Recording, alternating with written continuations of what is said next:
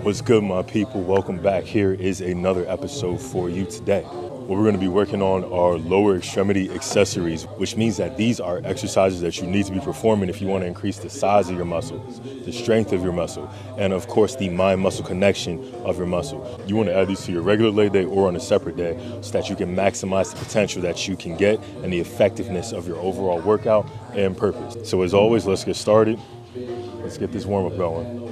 First thing on the agenda, as always, are warm-ups. We're going to do static and then dynamic movements. Keep up, follow along. Let's get it done. Become a better person, move better, have a better life. Let's go in. These we trust. 3, 2, 1.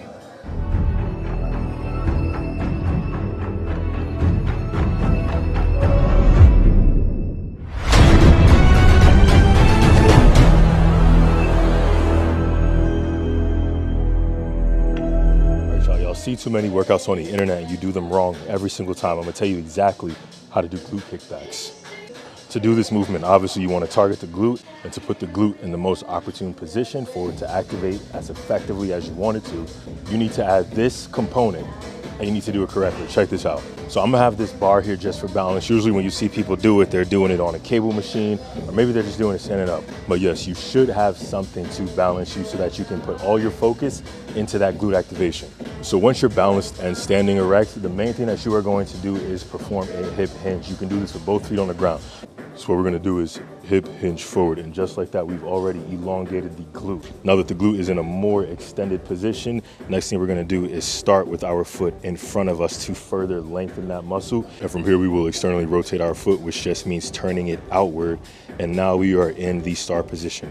From there, squeeze that glute and bring that leg into extension. You see that activation right there? And bring it back in front of you. Control it the whole way. There's 2 squeezes that need to happen when we're coming up and where we're coming back down. It's a simple tweak, but I guarantee you will feel your glutes fire, and this will get you the gains that you've been trying to get. Do these exercises right. Come on, let's get it.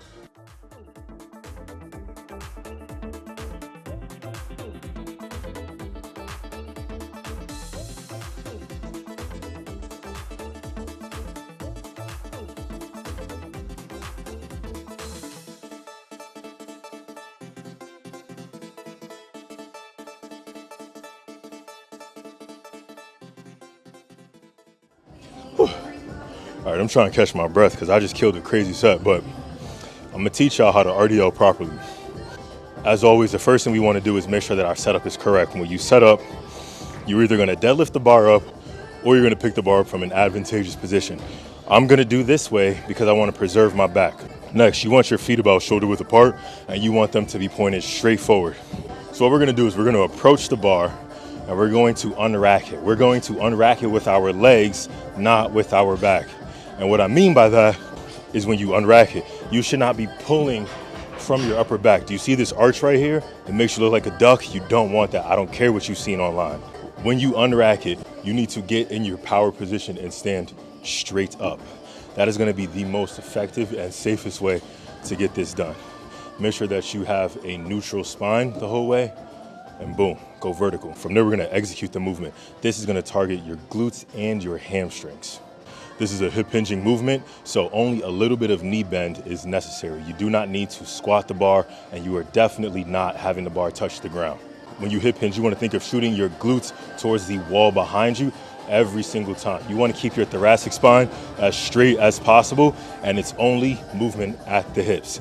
If you need help with hinging, put your hands where your hips are and try to sandwich them.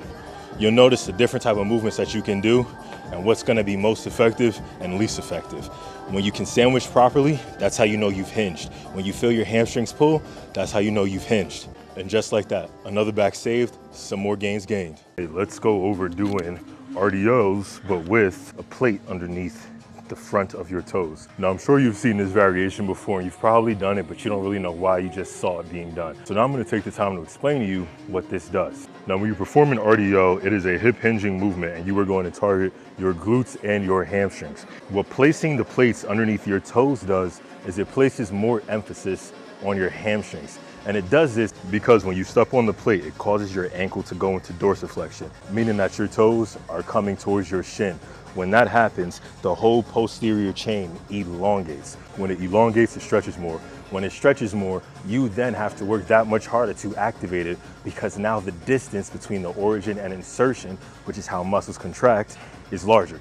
And since the hamstrings cross the knee joint, by placing your toes on top of a plate, it is elongating the angle at the knee as well as elongating the angle of the hip. So there you have more hamstring activation. Now, the hip hinge. The hip hinge is simple. You want to shoot your glutes back towards the wall behind you, and you don't want to hunch the top of your spine, and you don't want to squat down to do this. So place your hands where your hips are and play around with how you can actually eat your hands. And by eat your hands, I mean close this angle. See, this is all hip hinging, hip hinging. The more that you hinge, the more you feel your hamstrings pull. The more you feel your hamstrings pull, the more effective your RDO will be with this variation. So I'm about to perform something extremely wild, and I only recommend doing this if you practice extreme safety.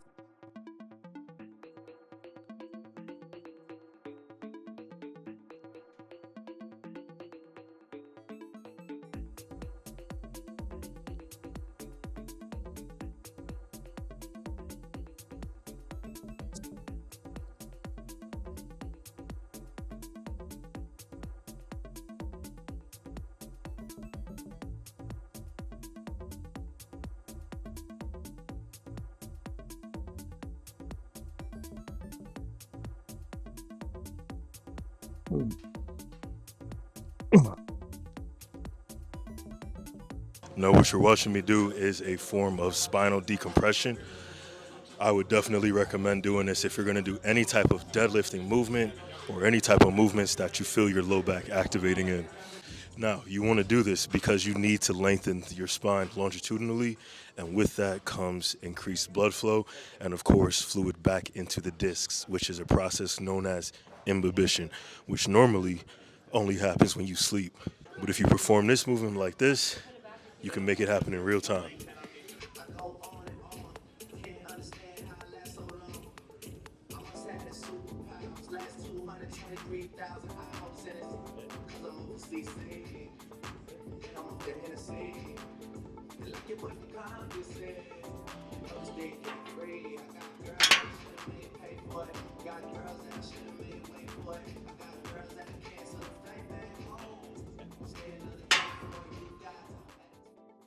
Okay, if you're fortunate enough to have this machine in your gym, you are in luck. I'm going to show you the best exercise that you can do to strengthen your hamstrings. Now, we all know that strengthening muscles in the eccentric is the best course of action, and that is exactly what we're going to do here. To start, we're going to get firmly secured. You want to make sure that you have your knees on the pad, and if you don't have this machine, you want to make sure that your knees are on a pad, because there's going to be a lot of force and pressure, and you don't want to mess your knees up. Simply put, the objective of this exercise is to be able to come all the way forward and then come all the way back up. Now, the key element to this is that you'll only be using your hamstrings. You're not going to use your lower back. You're not going to use your hands. You're not going to use help. So watch carefully the way how I do it. Now, I'm used to doing it so I can get a couple reps in of going all the way down and going all the way up without assistance, but you may not be able to. You may start to descend and then lose it immediately, and that is okay. You want to work within your functional range and functional length. So if you can only go an inch and then you lose it, then practice that. Put a boulder, put a stair, put a table, put something in the way so that you can properly execute the movement and get the most out of it. What we're going to perform are back extensions. You want your hips to be over the cushion or the ledge, and you want to be firmly secured so that you don't go flying off of the machine. Once you're in position, you're going to use the muscles of your lower back to extend your back parallel or a little bit above parallel, and then go back down. It's important to note that what goes up must come back down. So in doing this, as you ascend, you want to control the descend as well. Don't just lose it, don't just drop it, do not get lazy. This next exercise I'm going to show you is going to make you look like a propeller. This is going to work on having your spine being able to access transverse plane movements. This is important because in life you're probably going to twist to do something, like when you get in and out of a car, or maybe you're going to pick something up wrong. You want to be able to access all planes of motions and be strong and comfortable in each of them so that you don't suffer an injury and you don't end up in my office. This move is going to be a core exercise. You can do this with a cable machine or use resistance bands. What we're going to do is strengthen our core in the frontal plane, which means that we are going to be performing lateral flexion. Now, it's important that you know what lateral flexion is. Lateral flexion is you moving like this. It's important during this movement that you don't incorporate your hips and you only use your core. You're not looking to laterally flex your spine to 90 degrees and then come back up to 180. Small and minute movements, especially because this is resisted. And if you don't have a strong core, I'm gonna tell you something extremely important about this. Do not use heavy resistance. Now I'm gonna do it and it's gonna look easy, but trust me, it is not. You'll see it in my face. Keep the core tight, small movements, and don't get hurt. Now let's go over how to perform this movement. We're gonna grab a light resistance band and interlock our fingers so that the band does not escape us. Next, you wanna bring the band directly in front of the middle of your chest, also known as the sternum. From here, you push the band forward. Now, a lot of you recognize this as Pavlov press, which is true. From here, we add the rotational component. Only rotate with the spine, do not let the hips follow. You wanna keep your core tight during this. From here, activate your core again, bring the band right back to midline. From here, we're gonna elevate and bring the band above our heads, and then bring it back down. Rotate above our head and down. Try not to lean when doing this, and try not to use your hips with this movement. I guarantee you, this is gonna set you on fire.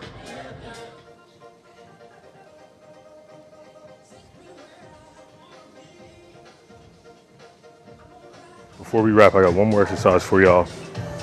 We're gonna do lunges on a treadmill on incline. I got these wraps around my hands so that I don't lose my grip. And it's pretty simple, we're just doing lunges. Make sure that you don't ascend out of the lunge using your back, use your quads, use your glutes, and of course keep the core tight so that you don't sway to the left, to the right, forward, or backwards. And of course, watch your step. Check it out, this is pretty grueling. It'll get your heart rate up, but also your quads will be on fire, I promise you. But just like always, if you don't hunt, you don't eat. And then these we trust. All right, folks, that's all we got for today. I hope you enjoyed the video and learned a couple things. We started off with a heavy movement, and then we worked on lighter movements to work on control and really focusing on muscle contraction during the concentric and the eccentric. That is important for mind and muscle connection. Incorporate these the next time you work out and let me know how you feel. Let's talk about it. Was it good? Was it bad? Did you feel it somewhere else? Do I need to explain it differently? Did you send it to a friend or a family member? That you should do. But anyway, I'll catch you next time. As always, you're in good hands. It's longevity, not a phase. And then these we trust.